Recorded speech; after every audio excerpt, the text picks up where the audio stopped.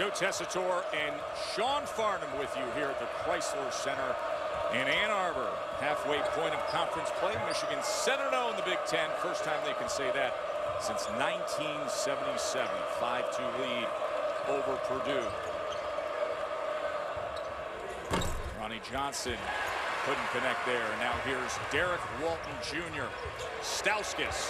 And that's the way things have been going for Nick Stauskas. Big Ten Player of the Week for the second straight week. An 8-0 run for the Wolverines. What I love about that possession was quickly Derek Walton Jr. found Nick Stauskas, passed the ball, and he immediately got back, holding up his three fingers. He knew it was down before it was even shot. Ronnie Johnson push off that time a little bit against Walton, created some space, and was able to connect. Well, this team in Michigan has improved and been able to climb up the rankings, winning 9 consecutive games in large part because the young man that had his hands on the basketball, Derek Walton Jr. Much better job distributing the basketball, not forcing the issue and allowing the game to come to him. And the whistle there as they're going to wave that off and say that he took steps.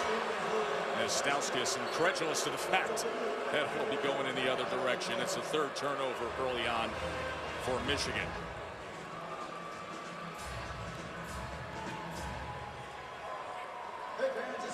Michigan just beat 3 top 10 ranked teams in the course of 8 days. Sean, how have they turned into the team that they have turned into? Against number 3 Wisconsin, they took them down 77-70, and then the ride would continue. 4 days later, they're back here against a talented Iowa team. Made their way to the top 10. Nick Stauskas, 26 points. The Wolverines were winners again. And then this past Saturday, the rivalry game, the showdown of the conference unbeatens against Michigan State when they rallied late, breaking a tie game in the final 2.5 minutes in a Big Ten that from top to bottom is just so competitive. It was an upset Wednesday in this league with Ohio State and Wisconsin trending in the wrong direction. How is it that Michigan has developed into the leaders of the pack at 7-0? You know, after a little bit of a sluggish start, I think everybody in college basketball was ready to just wipe the slate clean and say, oh, you know, Michigan's down a little bit. They lost so much from a year ago. Derek Walton Jr., Karis LeVert have been 2 guys that have elevated the play, but clearly it falls on the shoulder of Nick Stauskas. Back-to-back Big Ten Conference Player of the Week. He's averaging 22 points per game over the last 4, shooting better than 53% from the field. He's been outstanding. His assist-to-turnover ratio is what's best for me. Let's go one-on-one and talk about the keys to success tonight in this matchup with Purdue. Well, take a look at these 2 teams and where they're at. I think for Michigan, they go a little bit undersized, but did a great job at second-chance points against Michigan State. Purdue doesn't have a lot of depth and size underneath. That's an opportunity where they can gain some points being active on the offensive glass. Meanwhile, for Purdue, it comes down to 1 player. That player is A.J. Hammonds. An A game out of A.J. They need a minimum of 14, 11, and 3. He's had some huge games already, but he also has those games like he had the other night against Wisconsin. 2 points, 2 rebounds, and 2 fouls early that just completely took him out of rhythm.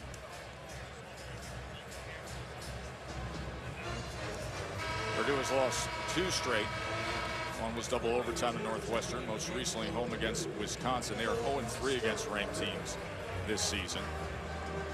Michigan, 3 wins against those top 10 ranked teams in the midst of a 9-game win streak.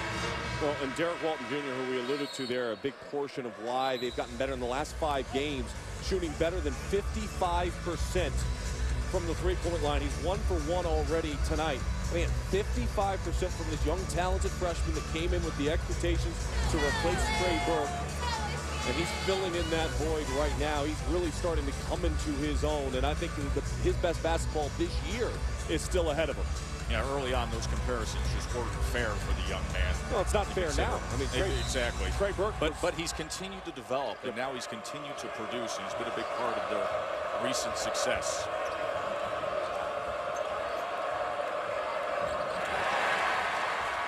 Right to the hands of LeVert. Now going the other end with Sterling Carter, 5th-year transfer from Seattle, who aggressively took it up, but Stauskas was there defensively. Michigan does such a good job filling the lanes in transition. When they get the opportunity, their hands get on the ball, they are immediately looking to attack.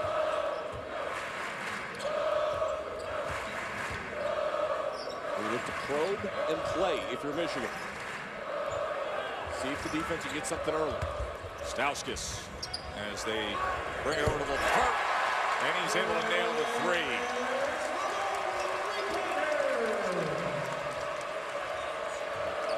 Great job driving baseline and finding the open shooter. Dribble penetration, the defense turns their head, and when you turn your head, you vacate spots, and that's when you can give up an open look. The Wolverines have made their last 4 shots. Ronnie Johnson coming around the corner, and the runner will drop for the younger brother of the Johnson brothers, the sophomore from Indianapolis. You notice already in the early stages of the game, Paris Levert bringing the ball up a lot. They are very comfortable with the ball in his hands.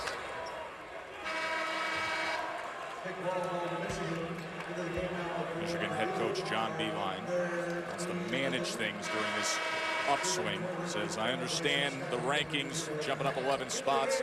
Not about the national picture right now. Forget about that. It's about the Big Ten right now. Day in and day out. Had an interesting chat with Purdue's Matt Painter earlier about dealing with some of the inconsistencies of these Boilermakers. They have a lot of freshmen. This is a very young team. It's not an excuse, it's reality. And some of his freshmen have struggled getting going and maintaining some of the production that they saw earlier this season. Flashes are great. Consistency and substance is what matters in conference play. Levert is off balance, and the 7-footer gets the rebound, A.J. Hammonds.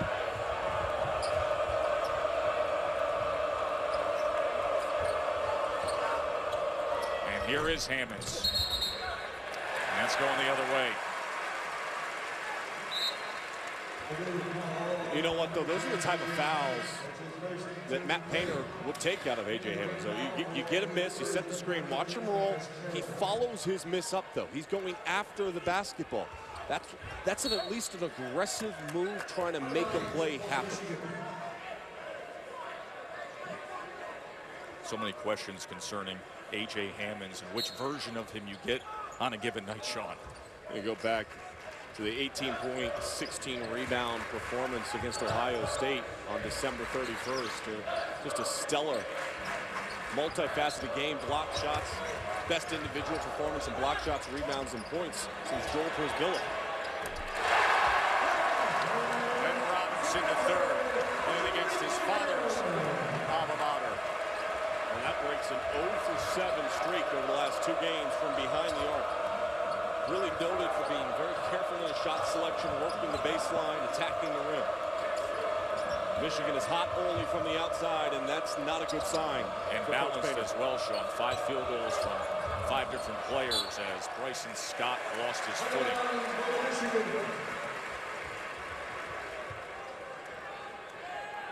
Amazing when you go on a win streak like Michigan has, the confidence that builds from within and the belief and the trust in one another. You mentioned about focus on just the individual game. I spent some great time with Nick Stauskas today, and Nick was adamant about, hey, we always play with a chip on our shoulder. If we don't, I trust the coach is going to let us know, but we're not going to be successful. We have to have that edge. It's on the floor as Wolford is working his way in. That'll be first against Eric Peck as he picks up his first.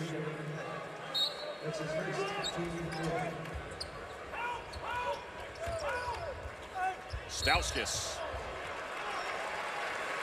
Strong drive that time, and that's what we're seeing more and more out of him this year.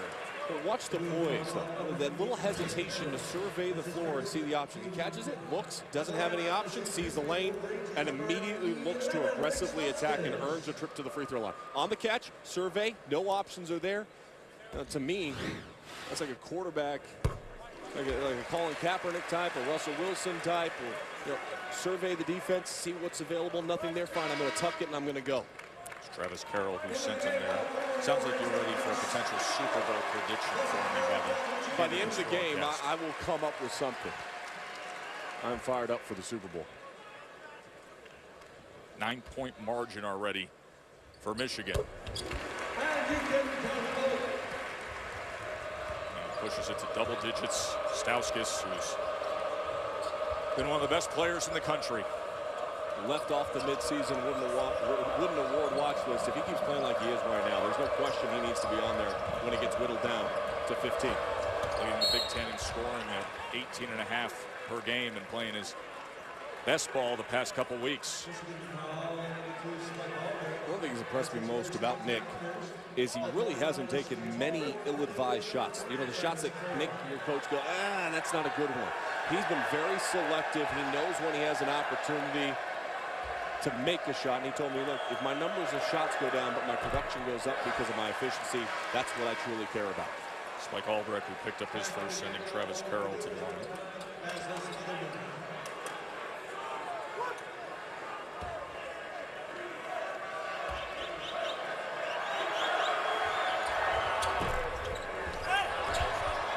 Tap-in wouldn't go, but Carroll follows up, and he gets the putback. A nice job by Carroll staying with it. Active on the glass, and that was a big concern for Coach Beeline before the game. He harkened back to some of their losses in their non-conference. Let's talk about Charlotte and Arizona. So those teams got on the glass. If Purdue gets on the glass tonight and tries to wear us out, Nick Stauskas, the roll continues. Aggression, strength, no hesitation.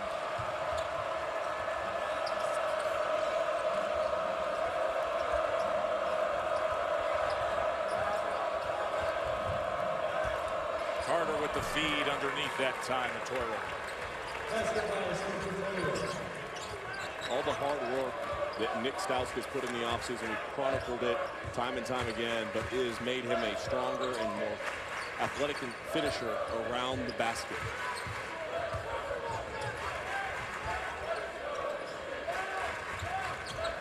Here's the other guy that has gotten stronger and better, Levert, but that time he was unable to get it to go.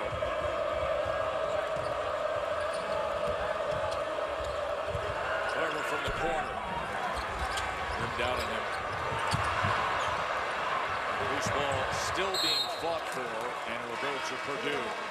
Well, all year long, many have pointed to that offseason strength program for Stauskas and Levert. Our own leading scorer put himself through the test, as Sean Farnham will show when we come back. Take a look at how Michigan is planning for success. Brought to you by Northwestern Mutual, as Sean Farnham pushed himself past the limit. Stauskas and Levert at Michigan, they've put on the weight and their play has improved. Why? Because of this guy, John Sanderson. And I'm going to Camp Sanderson today. Let's go. Sean, so this next test is called the lane agility test. You're going to start right here at this cone. You're going to sprint to the next one. You're always going to be facing straight ahead. So you're going to sprint, slide, back pedal, slide again, slide back, sprint, slide, back pedal. So you're going to start and finish in the same spot. Okay, so Sean, the next circuit we're going to do is a D-ball squat to throw. So you're going to get in position, hold the D-ball right here, squat down, and throw it as high vertically as you possibly can. Let it bounce, reset, do it again. You're going to do 4 reps on that. Good job, good job. Battle rope slams, let's go, let's go. Attack it. I want speed on this. Yeah, let's go. There you go. Great job, great job. Keep it going, keep it going. Whew. Yeah, Coach. If I did this every day, I could make the ESPN body issue. Yeah, you, Lindsey Vaughn, Colin Kaepernick. I got a partner. I mean, you look great out there. 36 years old, and you're killing it out there in Camp Sanderson. It was hard. I'm a little tight right now. I'm not going to lie. And they did some measurables, too. Yes, we did. We did the vert test. Oh, you went over 11, 2, and 3/4 on the vert. That is correct. I mean, that's, you still got, you can still get up. Standing vert was over 28. Moving vert got up to 32.5. I'll take that at 36. Very nice. And that video you saw there was from the summer workouts of Stauskas and Levert from their iPhones that we were weaving into the workouts, showing you doing them now today. I want to tell you, Sterling Carter connects there to make it a 6-point game. That's hard work. And people say, you know, some kids, they just put on weight because they're getting older. No, that's not the case. You put in, you gain weight when you put in work. And those two young men individually put in a lot of work. They gained 27 and 16 pounds respectively. And it's carried over to their success this season on the court. Stauskas is like a completely different player. And we already saw it earlier today, the baseline drive and the dunk, and we've been seeing it throughout the year. And here he is as he came to the elbow, but unable to get it to drop. And now Tyrone Johnson, as Purdue has closed this to a 4-point margin. And Johnson is still down at the other end.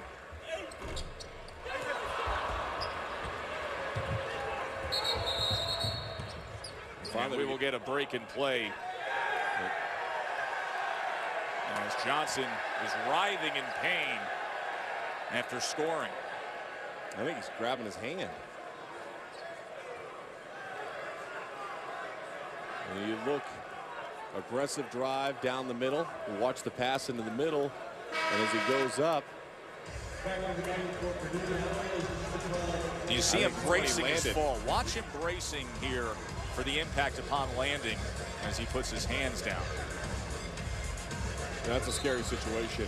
I took a fall when I was in high school, similar, where I got knocked down. My footing got up from underneath me. I put my hand down like that, end up breaking my wrist. Hopefully it's not serious. Hopefully he'll be able to come back in this game. And of course, we'll work to try to get an update as soon as we possibly can.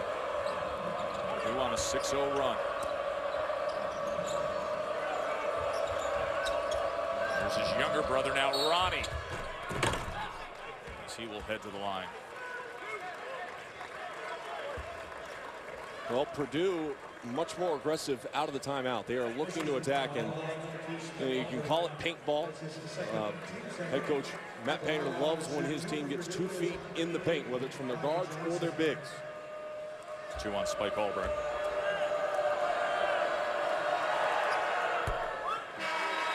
We're talking about the production in the paint so far. 10 of the 14 points have come in the paint for Purdue. They have a 10-4 advantage there in the early stage of this game, in large part, though, too, because of the great outside shooting we've seen from Michigan.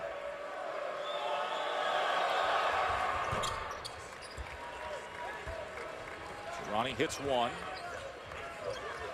Just a 3-point lead now for Michigan. Walton stumbles and fumbles it away, and Johnson quick to get there, but he couldn't finish.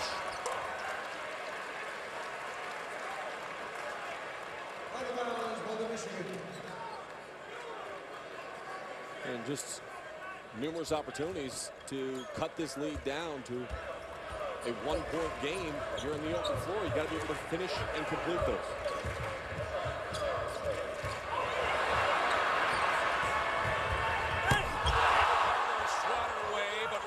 Johnson cleans it up. And it's a 9-0 run for Purdue. Just a 1-point lead for Michigan. Sloppy. Too many turnovers, and the type of turnovers that are leading to runouts and opportunities. There's a difference between a dead ball turnover where you kick it into the crowd and ones where you throw outlet passes for your opponents like this. What were you saying about sloppy? How about that? Purdue takes the lead. Well, the question that Coach Beilein just asked his team is, what are we doing? That's a good question, Coach, because right now you're allowing your opponent to get easy looks with your defense not set, and Purdue is up by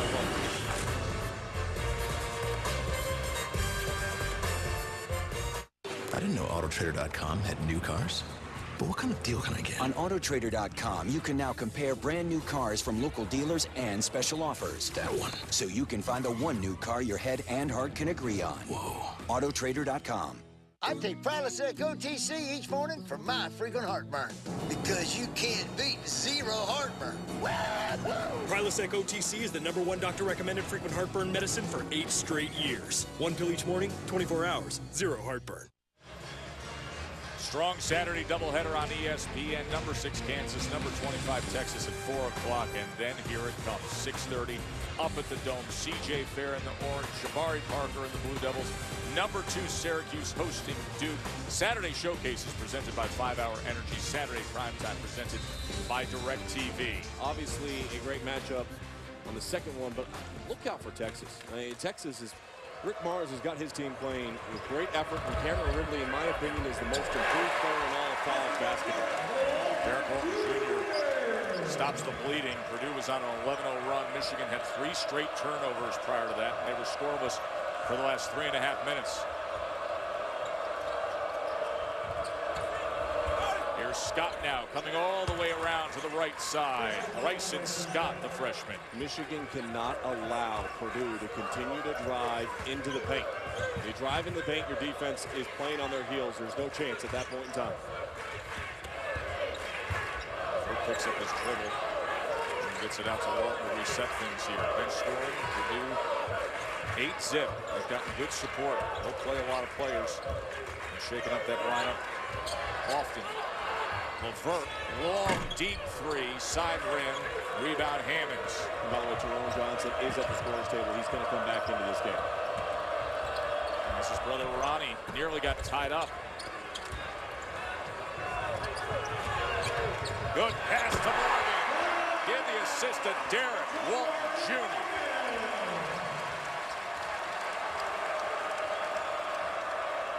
That's twice now that Derek Walton Jr. has had that throw-ahead pass that has led to baskets with his teammates. An easy one for Morgan. Once again, not much production out of the 7-footer Hammonds. With sloppy play, 2-on-1, other end. And LeVert got up and denied it. And now Robinson's pushing the other way with Walton Jr. And Morgan draws the foul. Well, it was Purdue out in transition, and now it's Michigan. A beautiful pass in transition. Finds the big fella for the easy flush. He'll also be back at the line when we return. ESPN's exclusive presentation of college basketball is presented by Reese's Peanut Butter Cups, the perfect combination of chocolate and peanut butter. And in part by Wendy's and State Farm for auto, home, life, and banking. Get to a better state. Glad you're with us for the Thursday night showcase presented by Reese's Peanut Butter Cups. Joe Tessitore, Sean Farnham here in Ann Arbor in this conference that from top to bottom is so difficult. Like last night as Ohio State and Wisconsin found out. Penn State and Northwestern were rising up. Wisconsin has now lost 4 of their last 5, and Ohio State 5 of their last 6. Iowa, you know how talented they are. They've lost 2 of their last 3. And Michigan State, with the injuries, Payne's going to be out for another game. Perhaps one ranked opponent in the next 6 games for upside for Michigan State. I'll tell you what, Michigan State and their win on Tuesday at Iowa, to me, was ultra impressive. The way that they were able to respond, Keith Appling, and the way he's playing, just a phenomenal level across the board for Michigan State to respond from the loss a week ago on Saturday against Michigan. Morgan at the line, and it's been Morgan and John Horford since Mitch McGary, the preseason All-America, out with the back surgery. And definitely these are guys that have stepped up. I think this team has really found their identity. Morgan, efficiency level off the charts, 82% shooting from the floor coming into this game, making 23 of 28 in Big Ten play. Jerome Johnson back in the game. So moments ago he went down hard. Was wincing in pain. Smotherman now. And Morgan comes up with it. Stauskas on the drive. Held that on the floor as they... Excellent job again in transition. The one thing that makes Michigan dangerous is when Morgan gets the rebound, he's not afraid to put the ball on the ground 2 times and start that transition, immediately get it up to the guards. And Stauskas, a quick probe, sees the lane and looks to attack.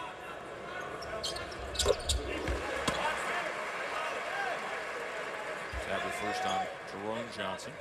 Stauskas at the line.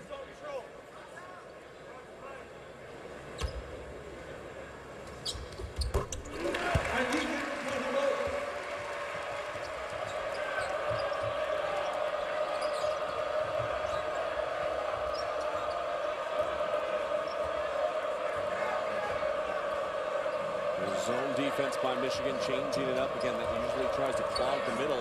They just opened it wide open. And you got to stop the ball. Way too many dribble penetration, dribble drive action coming from Purdue Boilermakers against this Michigan defense. Bryson Scott off to a good start early this year. Big Ten Freshman of the Week twice.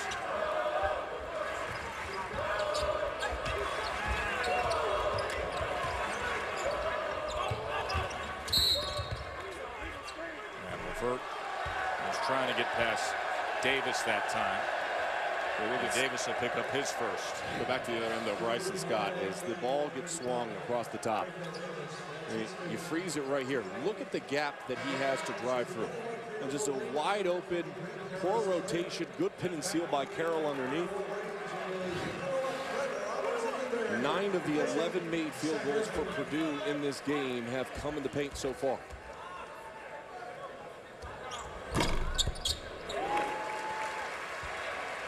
And that's staying on your toes. That's good defensive rotation. That's paying attention and rotating quickly. For Purdue, it's all about just being aggressive and attacking, that paintball mentality.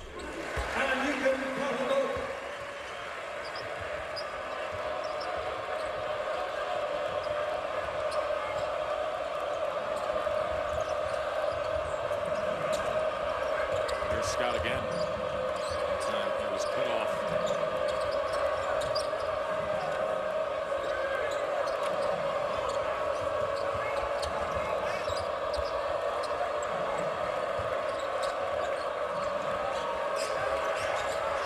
That's 6. Jerome Johnson never had a chance. But the ball was just lingering around, and Smotherman picked it up and was fouled. What did Coach Beeline tell us when we walked into his office today and we were talking with him? We need to get the ugly rebound. Not the ones that are just above the rim that we can reach up and grab, but the ones that are on the loose floor. We've got to make sure that we gather it and take care of business. That time they failed to gather it, and Purdue made them pay. And he said if you really look at our losses this year, that's what he would point to. And the other concern I have right now is Nick Stauskas. His ankle got tweaked a little bit, walking gingerly. In fact, he had to go over and convince Coach Beeline to leave him in the game right now. Just stretching out. Left leg for a moment. It's a 2-point game here. This Michigan team that has won 9 straight and had the great run of beating 3 top 10 ranked teams in the course of just 8 days. And you just chronicled as we came back what's been going on in this conference. 4 ranked teams at home have all taken losses since last Saturday. And Robinson the third.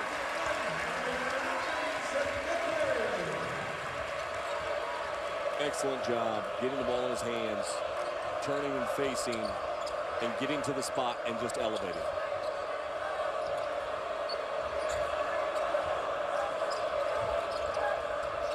Scott, 17-footer. All the way out to Walton Jr., who's pushing it ahead. And drops it right in. Derek Walton Jr. has done an excellent job in this game, distributing the basketball and looking to be aggressive in transition. Came up so clutch late against Michigan State the other day. Smotherman for 3. Carroll came surging in and went off him. It'll be Michigan ball. 13-6 run, 6-point lead.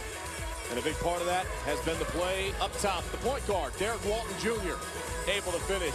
Michigan's running again.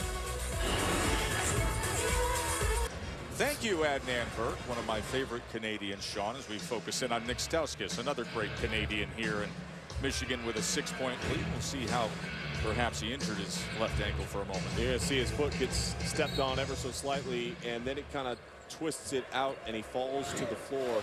He appears to be okay. He's still in there, which is good. And you got to monitor those situations. And right now, if you look at this game, the advantage, points in the paint, points off of turnovers, and points on offensive rebounds, all on the side of Purdue. That's how they've been able to hang into this contest. Purdue had that 11-0 run to go up by 1. Finishes that up. And Michigan has answered with a 15-6 run. Great job following and tracking, anticipating the miss, putting himself in position.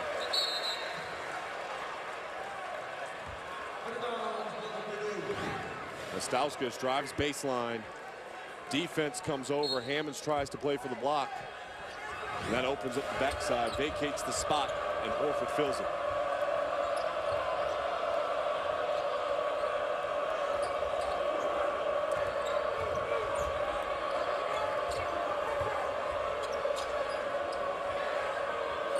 Jay Hammonds now against Horford.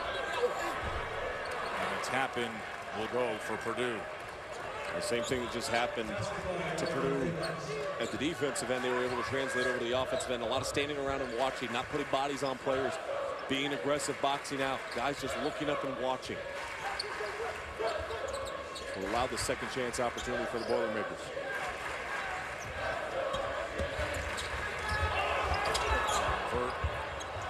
Gets the rebound there. Loose ball now.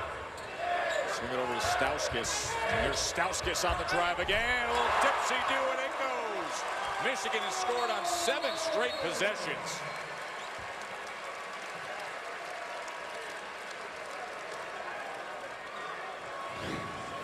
His understanding and accepting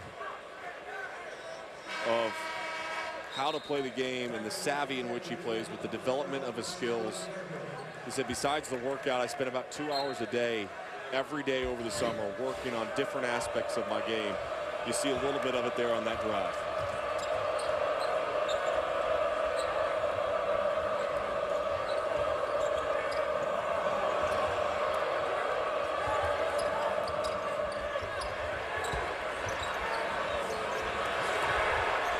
See the problems with Stauskas and Horford.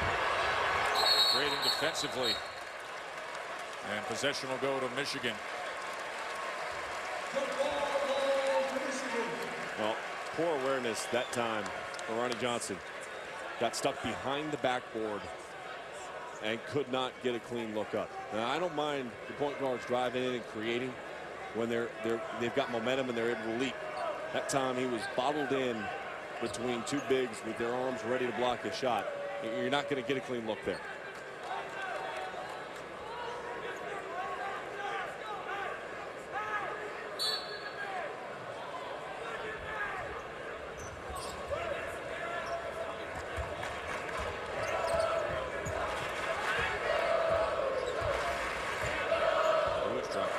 Straight against top 10 opponents. This Michigan team has skyrocketed in the rankings, moving up 11 spots.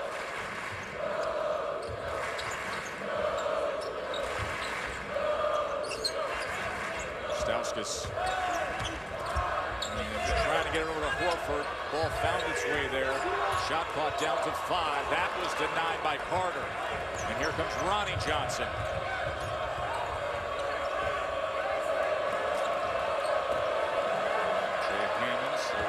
Him now as he tried to make the move, and possession arrow will stay with Purdue. Good defense and great help side rotation. Levert timed it perfectly. With feet inside, Hammonds.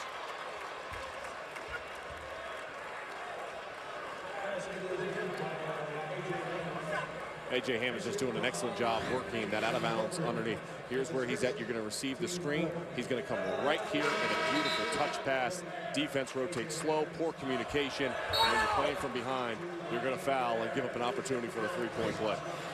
John Horford's first. A.J. Hammonds is at the line.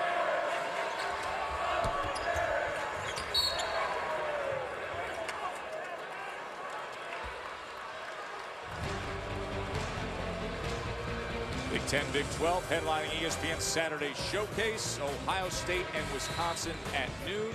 Then Marcus Smart and the Cowboys taking on Baylor at 2. Saturday Showcase is presented by 5 Hour Energy as Ohio State and Wisconsin looking to bounce back after last night in this conference. Well, the Baylor Bears, they're looking to bounce back too. They've lost 5 in a row. It's shocking to see what has happened to Scott Drew's team. And it's mainly the breakdowns at the defensive end of the floor, and it falls on their guard play. I think their guard play needs to tighten up. Kenny Cherry needs to pick up the pace. Gary Franklin needs to pick up the pace for the Baylor Bears, and this in particular against that matchup against Marcus Smart. So many teams that had these glossy records, all of a sudden you get to the meat of this conference schedule and they're hitting these walls and hitting some skids.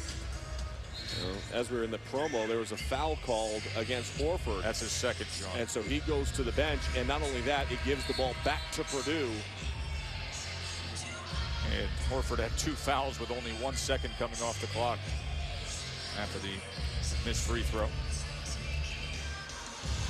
Purdue's got to try to capitalize here and gain a little bit more momentum going to the break. They've allowed, this game was tight. They had the lead. They were attacking the paint, and then Michigan's been able to run away a little bit here and create some separation. A score here makes you feel better going into the break.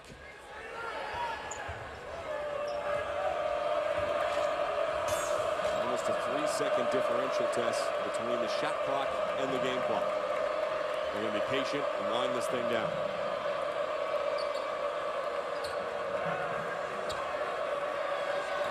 Johnson just lets it rest on his hip. And now shot clock down to 12, game clock at 15, and here they go in motion. And LeVert comes out and fouls Tyrone Johnson. Well, good decision. A good decision to foul. It doesn't put you into the bonus. Now, what it does do, it allows Purdue to clearly get the last shot because now the shot clock is off. And you've got a full 9.5 seconds. The next foul would put them in the 1-on-1 if they're able to create one. And the block there as Johnson was driving down the right side of the lane. It's on Walton, his first. Going to drive down the lane, coming right at you, and Walton trying to body him up. Drawing the contact, and a smart move. I mean, you talk about a defensive player's moving, doesn't have position. If you're driving and you're being aggressive, the way the rules are structured, it'll give you an opportunity to earn a trip to the free throw line. But now you've got to convert them. 1-on-1 there. And you saw Hammonds step in. A lane violation. You cannot afford to have those breakdowns taking on a top 10 team on the road with 4.8 seconds left to go in the first half. Try to tighten up this game, Tess. So there goes that missed opportunity for Purdue. Walton now. Beat the buzzer. Why not? Derek Walton Jr.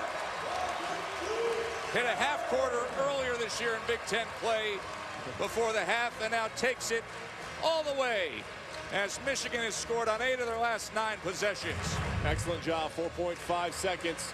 Reminiscent maybe of a little Tyus Edney against Missouri in the NCAA tournament in '95. An excellent job finishing by Derek Walton Jr. For number 10 Michigan as we send to the studio on our Mazda halftime report. All right, Joe Tess, thank you very much. It is indeed the Mazda halftime report. We'll kick it off.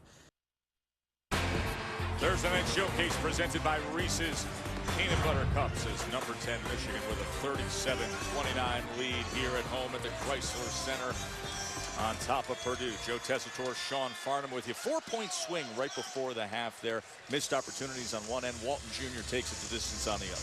Well, I mean, that sums up Purdue. I mean, they clawed in. They were aggressive. They're 11 of 21 shooting inside the paint, but they've given up too many opportunities for runouts for Michigan after they were able to take that short lead. Stauskas had 11. LeVert had 9 rebounds. That's already a career high. Let's look at the Reese's perfect play. Well, you look at the first half. It's about execution. It's about ball movement, and that's really what Michigan's about. You see Nick Stauskas in the corner. Watch how he's able to see the defense leaning and then create an opportunity. As the ball gets reversed, he goes so high. Catch the defense on the high side and knows that that's a clear backdoor cut opportunity.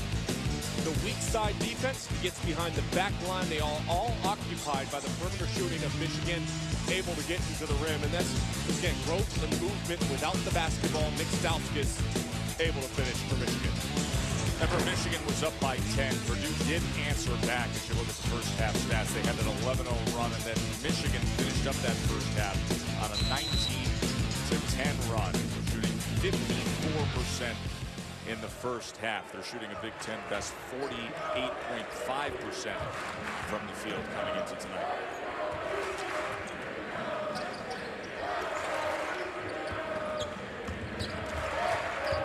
Purdue has got to slow down Michigan's offense. That's the playmaking ability of Stauskas.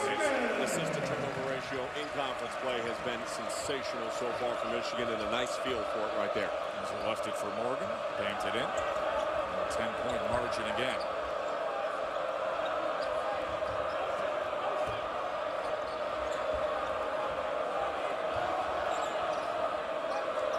Hammonds, 18-footer. 4 points.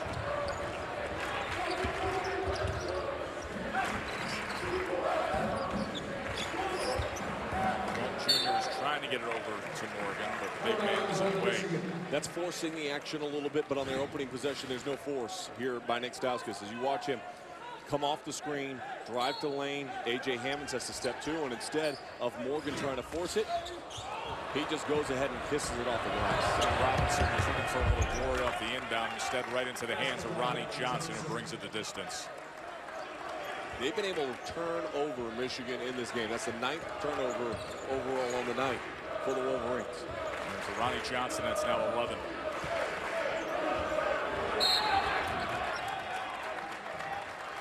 And another turnover.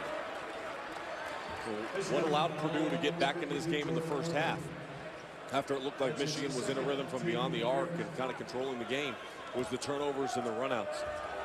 Got 10 turnovers in this game for Michigan, and we'll see if Purdue is able to capitalize on it. Purdue's got to continue to attack. Like that. A.J. Hammonds was Morgan's second foul, by the way, moments ago. A.J. Hammonds puts it down, and it's back to 6.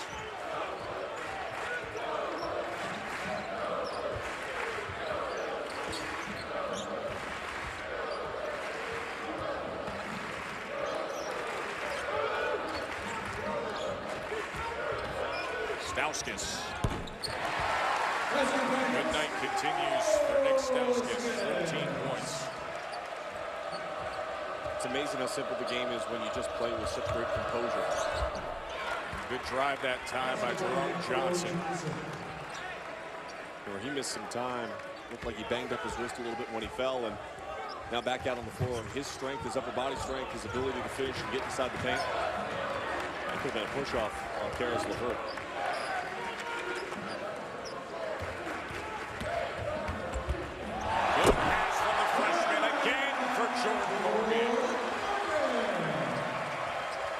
As he dropped it into the lane.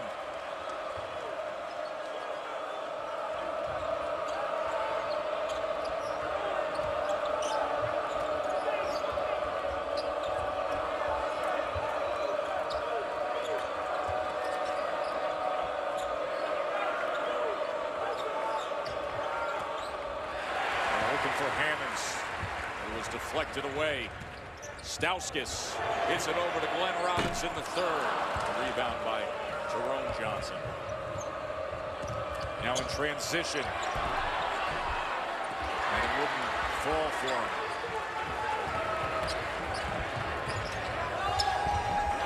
And off the glass is Glenn Robinson, the third. Of course, Dad was an All-America, a star at Purdue. Look how efficient he is, though. 3 of 5 shooting. He doesn't force anything. Not a volume shooter. shooter. No. He's an efficient scorer.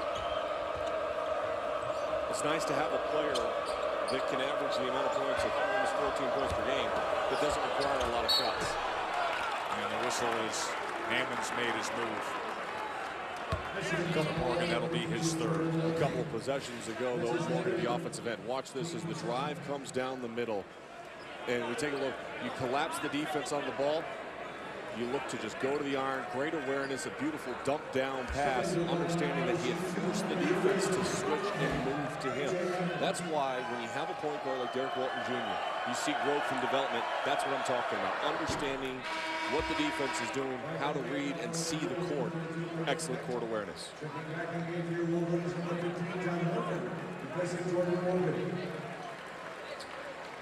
A.J. Hammonds at the line. We've seen Purdue early in each half trying to get him involved. When he's on, he can be a major factor, but some of the question, effort, motivation, the inconsistencies that Purdue fans have seen. A prime example of that was us a year ago at this game. He had 2 points and 2 rebounds and was. What was that comment you made in the second half? Well, he worked hard. He was working hard on chewing bubble gum. He's been much better tonight, though. 8 points and 4 rebounds, and they're going to need him to come back in this game off the bench where he's at right now, and he's going to have to put his thumb down on this game. He's going to have to be a presence underneath, blocking shots, being more active there. But the crazy thing about A.J. Hammonds is he has the 17 to 18-foot jump shot in his bag. He can play with the back to the basket. There's not many things he cannot do out on the basketball floor. when he brings his A game, he makes Purdue so much better.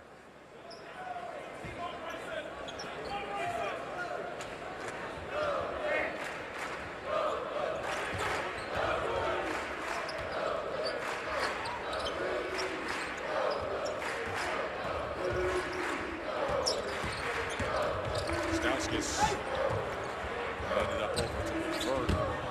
Big step, and he gets it in. And the whistle as Karis Levert, aggressive for the Wolverines. When you're teaching kids how to play basketball, you say jump stop is a little hop. Well, this was a big one. It took him a lot of room, and Karis Levert able to finish. Wolverines by 10.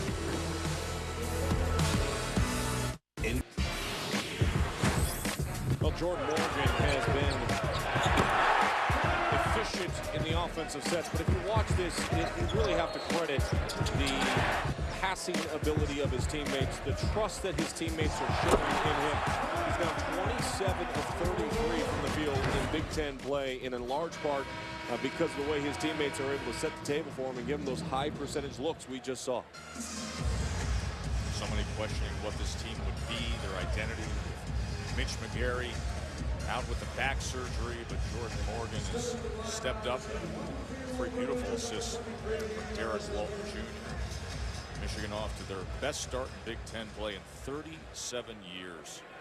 Well, losing Mitch McGarry obviously is a huge setback when you look at his activity, his energy, and the passion in which he played with dealing with that back injury for a large portion of the entire summer. Came back and just unable to go. And you look at what Horford and Morgan have done, and I think Coach Beeline told us before the game, partner, that they're not looking over their shoulders anymore. No. They're playing with confidence. They know that they're going to play 4 minutes, and then they're going to get out because they're going to have to hedge on ball screens. They're going to have to show and be active defensively, and the combination has worked out beautiful for the Wolverines so far.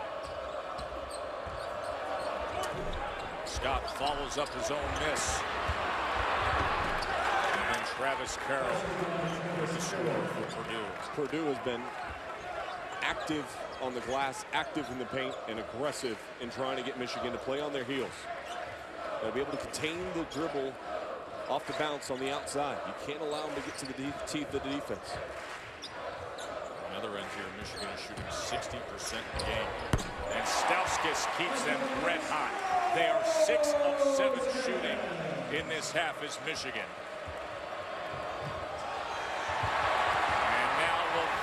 With a race to the 10. Great start to the second half for the Wolverines. Up by 13. Well, defense leading to offense, opportunities to run out, high energy plays, gets the building on their feet. An 11-4 run for Michigan.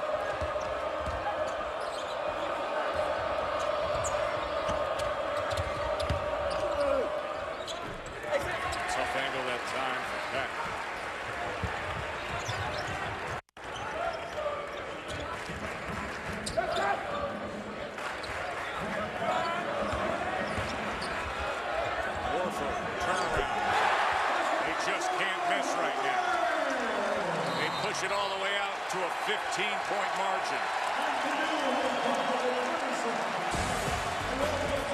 13-4 run for Michigan. They're rolling.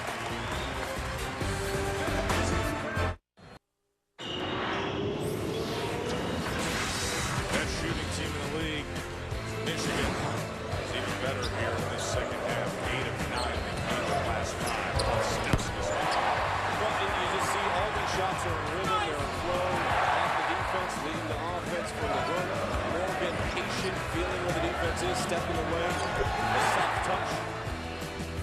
Michigan, as you mentioned, going to break, they're rolling right now. Well, where's the limit of this team? You know, a year ago they played for a national championship. The women's soccer program went to the Elite Eight this year, their best season ever in program history for Michigan. And this team, I think, has the capabilities to get to an Elite Eight type level of the NCAA tournament, and then it's all about matchups. It's about where you're at and how consistent you're playing. But Derek Walton Jr., the shooting ability of the team, the floor spacing that I've seen, really high-octane offense right now for Michigan. They've got the whole athletic department covered there, Sean, with here now. As Hammonds finishes that up. I tried, partner.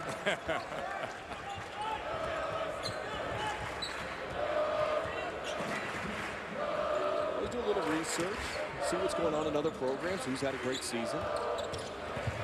See Purdue struggles from three-point. Yet to make on 7 attempts. LeVert way off balance that time. Now that was a poor shot. I just wanted to throw that out there in case, you know, again.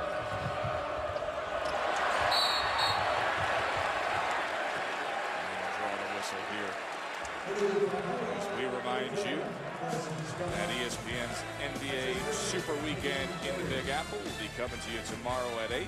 Kevin Durant, the Thunder against the Nets. Saturday at 8:30 will be Knicks and Heat. All-Stars Friday at 7:30 with the Kia NBA Countdown. 33 points for Durant against the Heat. 2 weeks ago on Friday night NBA action, he had 54. He was outdone by Carmelo Anthony that had 62. And it's David Stern's final weekend as commissioner of the NBA. What a run he had. Derek Walton Jr. now with 11 points into a 15-point lead.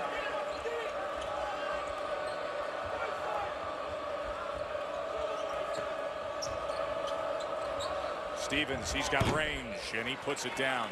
That's all he does. I mean, he shoots three-pointers right now, and he's going to have to develop other aspects of his game, but he has yet to make a 2-point field goal in 2014.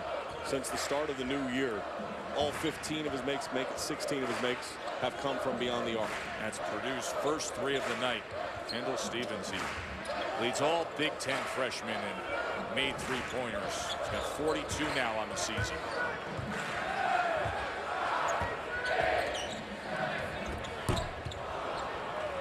For Stauskas.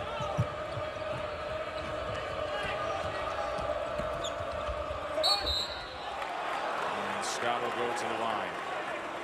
The hot shooting of Michigan in this second half has them up by 12. ESPN 2, UCLA leading Oregon by a couple right now. Our crack research team has looked at how many points Sean Farnham had in his career against Oregon. Joe Tesh, you got to quiz him right now. Yeah, we'll find that out for you, Adnan. You mentioned Nebraska. This Nebraska team now with 3 wins in the Big Ten. Remember, they played Michigan. Tough came down to the buzzer, so they win at home against Ohio State, Minnesota, and now Indiana tonight. They will be here in Ann Arbor on February 5th. That team's playing some good ball. You know, it's been amazing to see Tim Miles. He's really trying to build and change the culture and create a tradition at Nebraska. The new facility, Pinnacle Bank Arena, one of the more beautiful facilities in all of college basketball. They're creating a great home court environment, and the transfers are paying off. Pettaway has been explosive and consistent, especially at home. And now the test and the question is of a good team is, can you win on the road? And among their remaining games, they have 2 against Northwestern, 2 against Illinois. So some opportunities ahead for Nebraska. You'd think that's the tough thing about the conference. I mean, you can't look past Northwestern at any point in time. What they did last night. They've proven they can win on the road. 2 big road wins already against Indiana and against Wisconsin last night. There's Derek Walton Jr., the freshman. And Robinson the third. Horford with the rebound as he was trying to get it into the lane. Robinson does end up with it. Harris LeVert now weaving his way through. 14-footer will drop for LeVert. And I just love the way LeVert has grown this season. Aggressively attacking the paint and not over dribble penetrating. Stopping in an area where he's confident he can make the shot. And on the other end, it's the guy that's never bashful about taking the shots with range, Kendall Stevens. They're 2 for 9 from beyond the arc. And Kendall Stevens has both those makes. He's 2 for 3. Just in recent moments.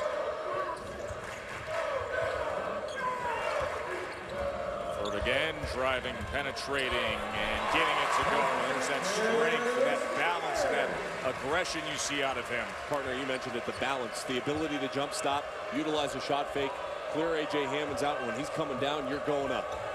He has 14-9 in this half. Hammond's on the other end. They need more of that. Well, I love the fact he demanded the basketball. He posted up in the center of the paint and put both hands up. He knew that he was going to in position to score as soon as he was able to catch it. Nice job by A.J. Hammonds right there. And a little more inspired here in this second half. 10-point lead for Michigan. Now the turnover, so an opportunity for Purdue as Ronnie Johnson pushes it. And there's a miss on the three-pointer from Stevens, but the rebound for Purdue.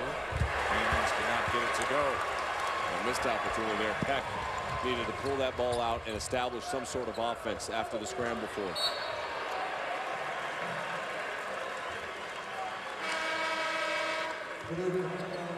Whistle will go against Jerome Johnson, his second. I love Levert's ability to get on the glass tonight. Career high 10 rebounds, a double-double for him.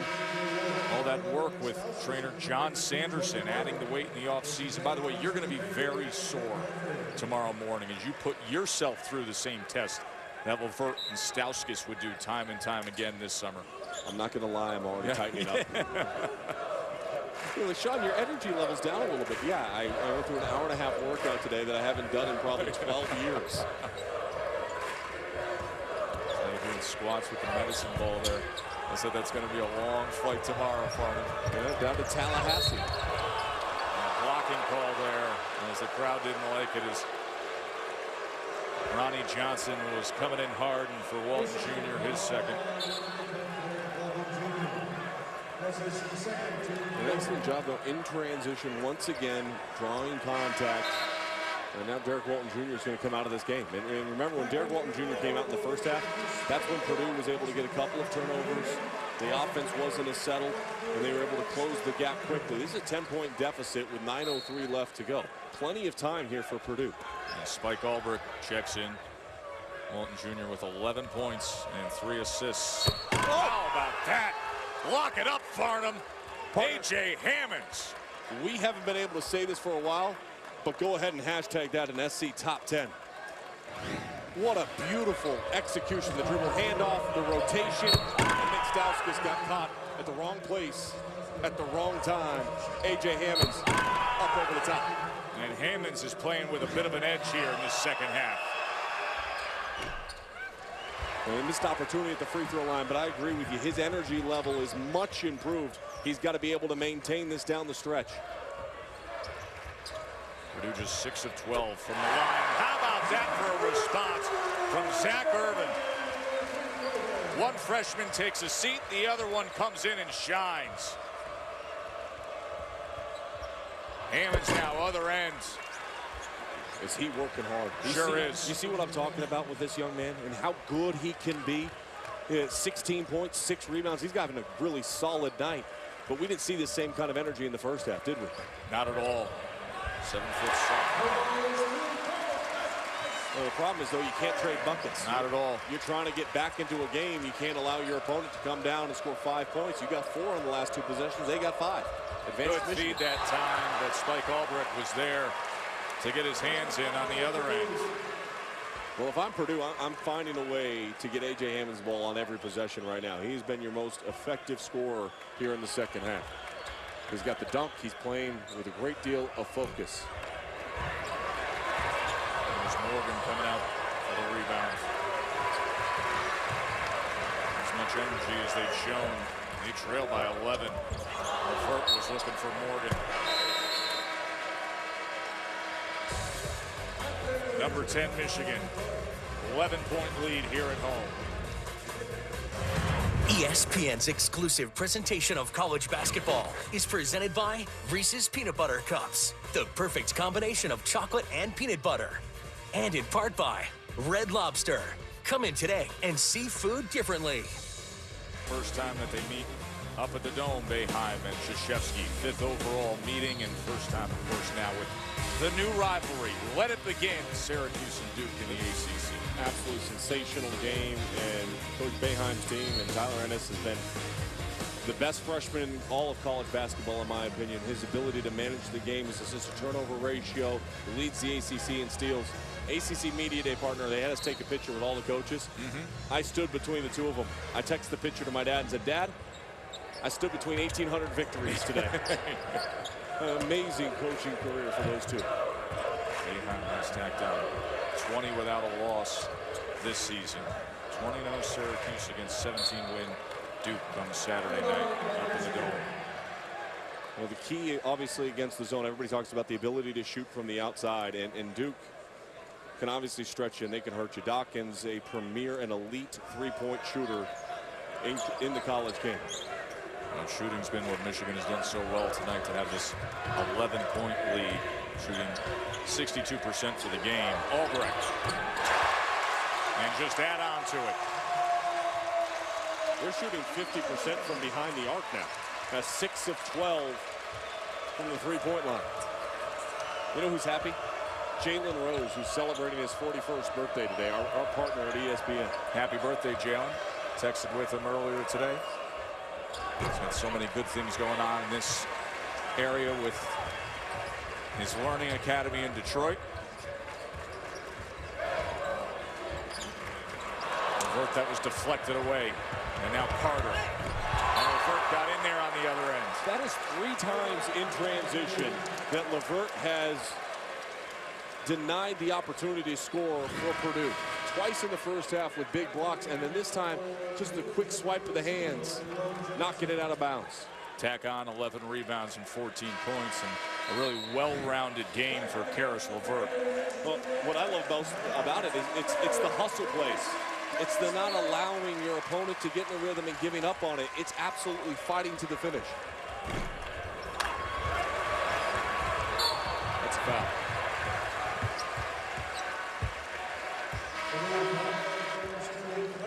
As Carter came in, and that's his third. Fifth-year senior who transferred in from Seattle.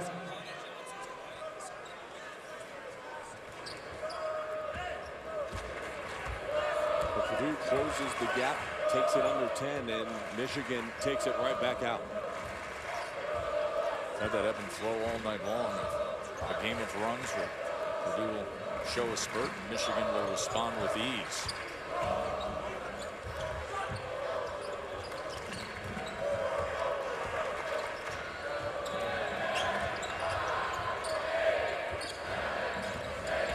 Here's Irvin.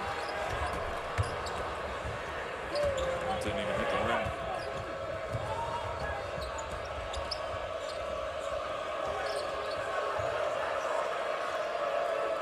Good on-ball scoring situation. Get A.J. Hammons a shot here. He's got 12 points in the second half.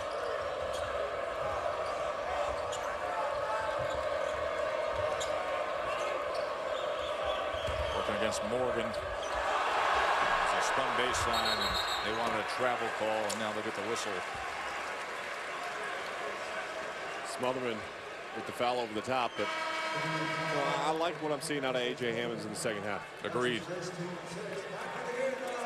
And I'm sure Purdue fans are saying, you know what, yeah, we've seen this before too. And again, the test will be over time. Can he consistently play? And can he do this for 40 minutes? And not struggle with foul trouble and turnovers. He leads the team in both those negative categories. And play inspired ball, motivated ball, demand the ball on an offense that needs him to be that way and have that disposition. This is not a team that has a bunch of weapons from beyond the arc, and I think that's shown once again tonight. Good rotation of the ball into Morgan, working against the 7-footer. And Hammons comes up with the rebound. Purdue on the other end, though, 0 for their last 4 field goal attempts.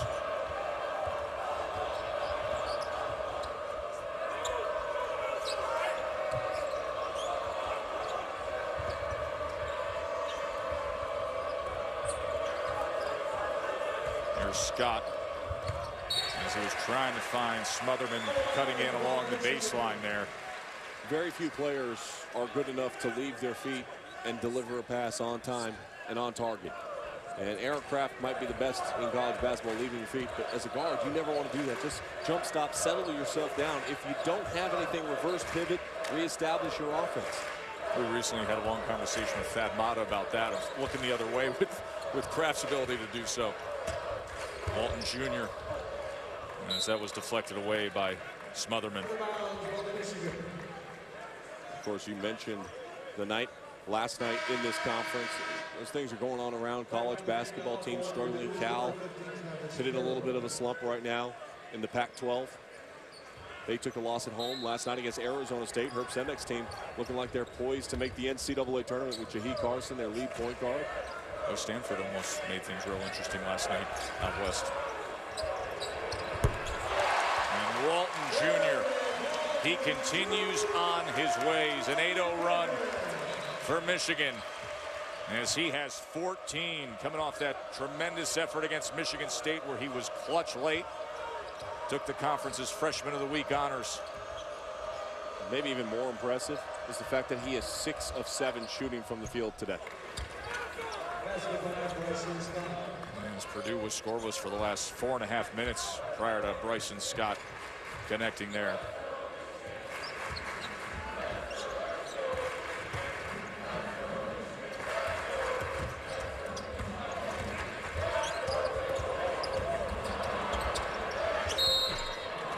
Go to the line, and they will do so with a 15-point lead. Derek Walton Jr. has been efficient with the basketball, only 1 turnover. He also has only 1 miss. Both those stats are good for Michigan.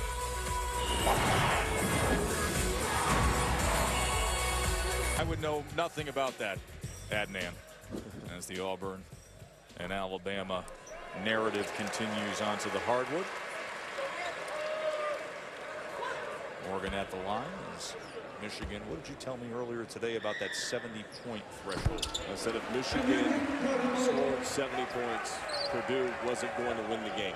But Purdue had to slow down Michigan and not allow them to get into the rhythm and flow. And the rhythm and flow has been there throughout the course of the game. They're shooting 68% in the second half of this contest. 61% overall on the game. In the midst of a 10-2 put this thing away run for the Wolverines.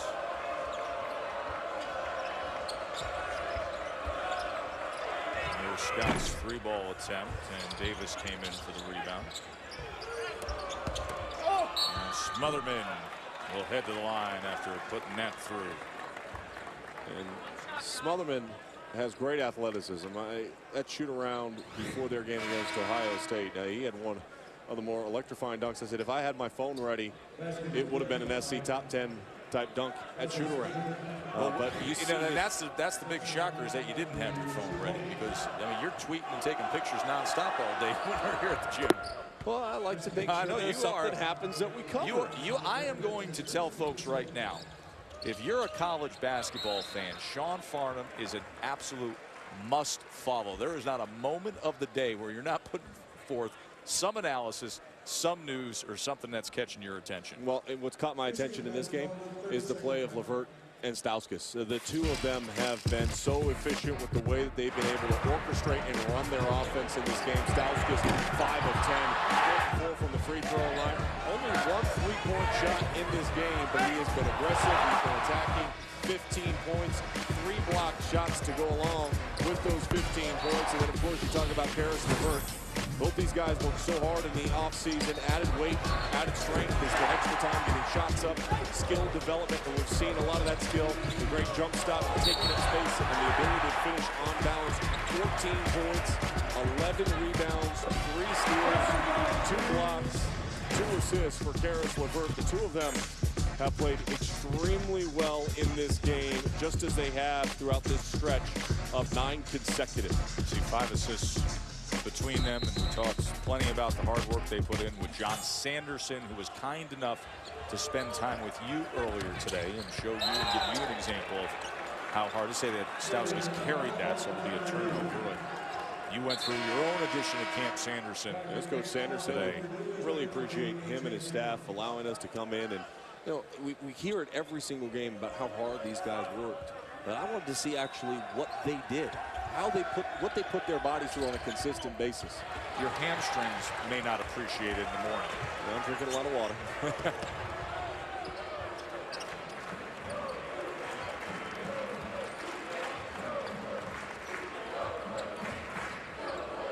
Very impressed with this Michigan team and the way that they have grown and how they've developed, even from that Michigan game that we saw a couple weeks ago, partner.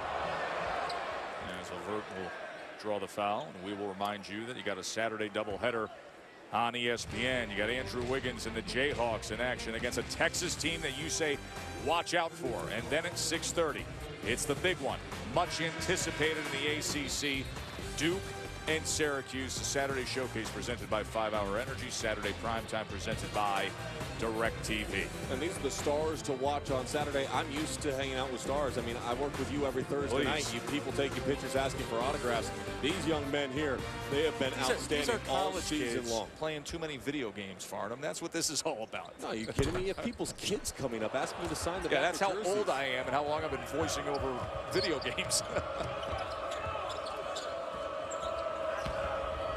Here's Scott. Good drive and aggressive move by Bryson Scott. Your football fans will appreciate this. No test effect for tonight. Not at all. Not the way Michigan has been playing. The stretch that they went through, beating the 3 top 10 ranked teams in the course of 8 days. Coming off the victory Saturday in that showdown to stand atop the Big Ten standings. And then you wonder of how would they react. The way the young kids can get ahead of themselves and look in the rearview mirror. And I think a little bit of a letdown at the defensive end of the floor. You know, too many points in the paint in this game for Purdue. But overall, you know, Michigan has controlled this game and has played well. And I think a little bit of last night kind of plays into the mindset of Michigan. You can't relax in the Big Ten. I got the feeling when we were talking to John Beeline earlier that what happened in this league last night with the upsets, Wisconsin and Ohio State, Northwestern, Penn State being able to do what they did, that he was able to use that as a very convenient and timely teaching tool. They've come out and they've performed extremely well. They've kept their opponent at bay all night long. It was from about 5-6 feet behind the arc that time, that attempt, as Robinson was fouled. So the road ahead for this Michigan team that'll be moving their mark to 8-0 atop the Big Ten. Well, at Indiana, Nebraska, as you mentioned, coming here, and then look at that schedule towards the bottom. These teams right here, they are going to be fired up at home to have an opportunity. Iowa just dropped a game where they had a lead over Michigan State, and they felt like they need to close it out. Will we see growth in Iowa and Fran McCaffrey's team? The ability to close out a game. A great environment down there, and of course, Ohio State and Wisconsin. They'll be meeting up this weekend, and those two teams will be looking to bounce back and steady things after what happened last night. Scott is fouled coming through the lane.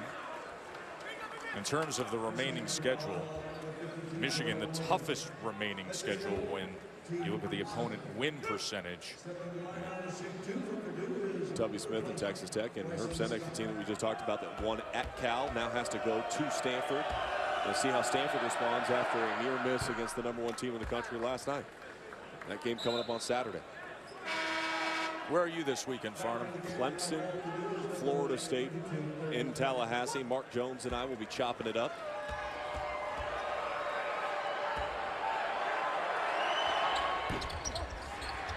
With those teams sitting at 4 wins in the ACC right now. The ACC is one of those conferences. Karis LeVert wanted to come say hi. That ball got away from Derek Walton Jr. ACC is a conference. You talk about Syracuse and Pitt and Duke. Watch Virginia, though. Virginia is one of those teams that's starting to get their swagger. London Perante is a very talented freshman. West Coast guy came east. Out of Los Angeles, has started making a little bit of an impact on a consistent basis there. Akil Mitchell. And of course, Joe Harris, you can never look past his ability to score the basketball. And Tony Bennett's team, if you've ever watched his teams play, they defend. They get after you at the defensive end of the floor. Virginia's 7-1 in conference play. A little bit of a disappointment towards the bottom when you look at teams like Boston College, Notre Dame, North Carolina. Those teams were expected to be a little bit better this year. Of course, right here in the Big Ten, it's the perceived bottom. That's been getting some attention. Penn State, Nebraska. And that's the real sign of a good conference. Not just the top, but how deep you go and how challenging these nights can be. Is Michigan, I think they got the message with what happened last night. Came out with a purpose tonight, especially with their shooting. And for Purdue, you mentioned their schedule coming up. They've got to have the ability to win a couple of these difficult games if they want to stay in the middle of the pack and maybe move into the top half of this conference.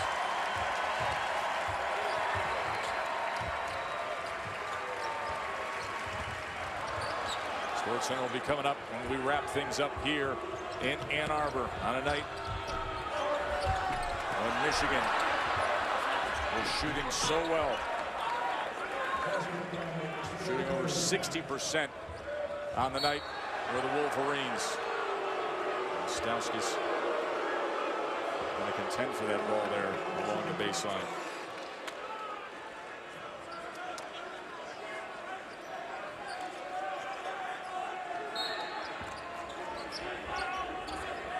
The Big Ten has been a great conference all season long, and the fans frustrated the fact that Purdue is still fouling with 10.3 seconds left to go on the clock, down by 10. Nick Stauskas will go try to pad some stats at the free throw line right now, but the improvement in Michigan from where they were earlier this year when they lost to Charlotte to that Arizona loss to the way they responded now with 10 consecutive games. The way this team responded with knowing that Mitch McGary, preseason All-America, wouldn't be with them out indefinitely after the back surgery. Stauskas at the line, sitting on 15 points.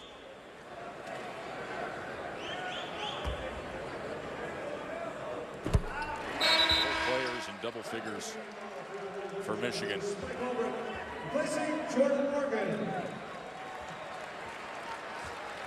Shooting 61% tonight. They were 7 of 13 on three-point shots. They do it a variety of ways. They can hurt you from the outside. They can drive in. Their length, their ability to attack. And this is going to be a no-foul situation for Purdue. Purdue's lost 3 straight. Michigan has won 10 straight. 75-66 the final. A nice win here at home. Michigan did what it had to do. They had to come out, play focused. They did it, and they got the victory. 8-0, sitting atop the Big Ten are the Wolverines. For Sean Farnham, I'm Joe Tessitore. Enjoy the rest of your night, including SportsCenter right now.